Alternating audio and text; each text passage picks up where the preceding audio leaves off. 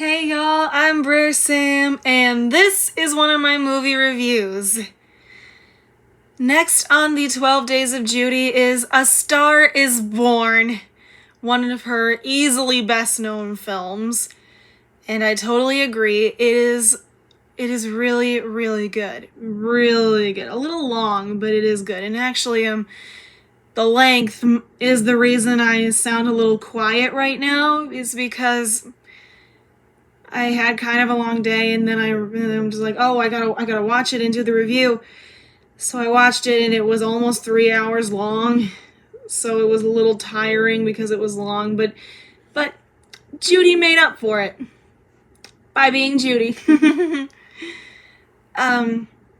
So the story is that Judy is the singer in a band. Her name is Esther, and she is discovered by this wasted, drunk showman, Norman Maine, played by James Mason.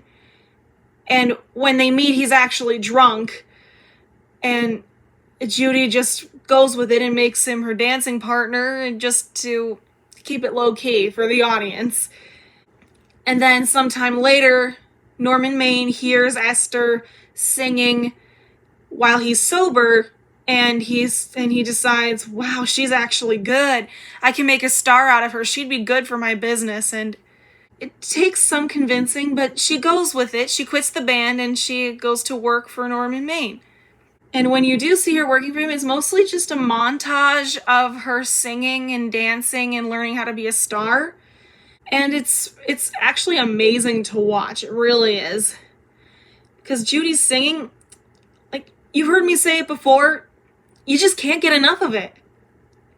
And of course, like the real lives of stars, it has its ups and downs. Like, there's a lot of scenes where she gets frustrated and cries at Norman Maine's crew.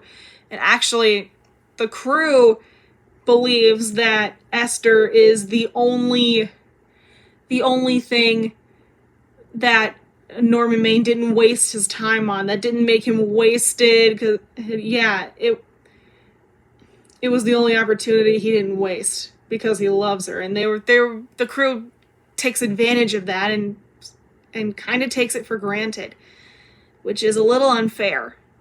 Understandable, but unfair. So the first thing I want to talk about in this film, I mean, I already talked about the length. That's the only complaint I have about it, is the length.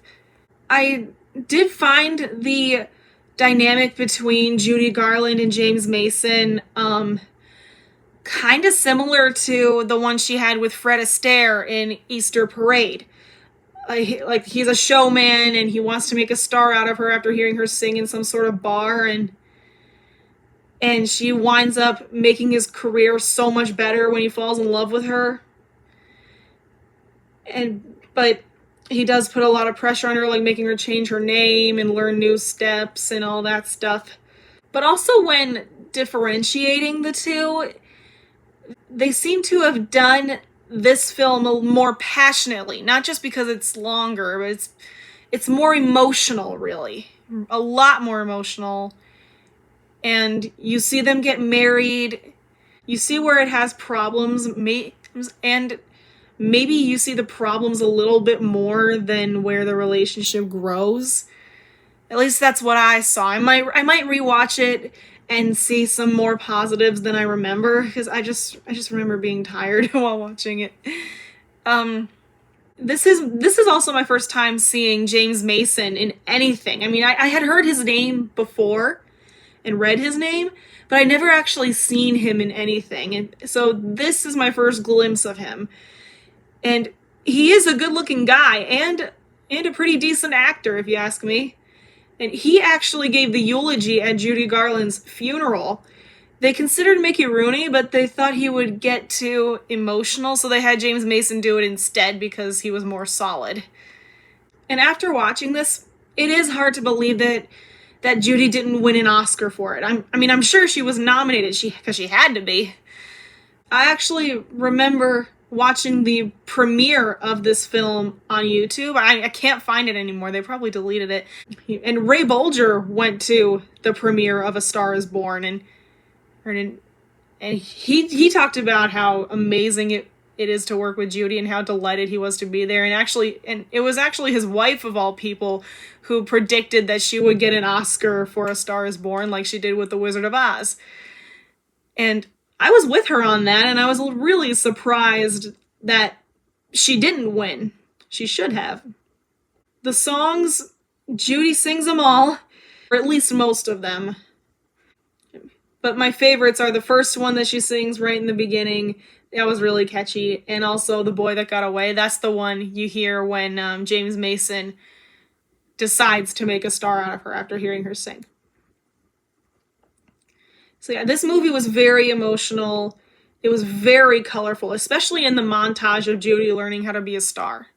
It was great. You can totally tell that a star was born, even if she was played by a prominent star. A star certainly was born, let me tell you that. So, thank you guys for watching. I hope you enjoyed. Don't forget to like, comment, and subscribe. And I'll see y'all later. Bye!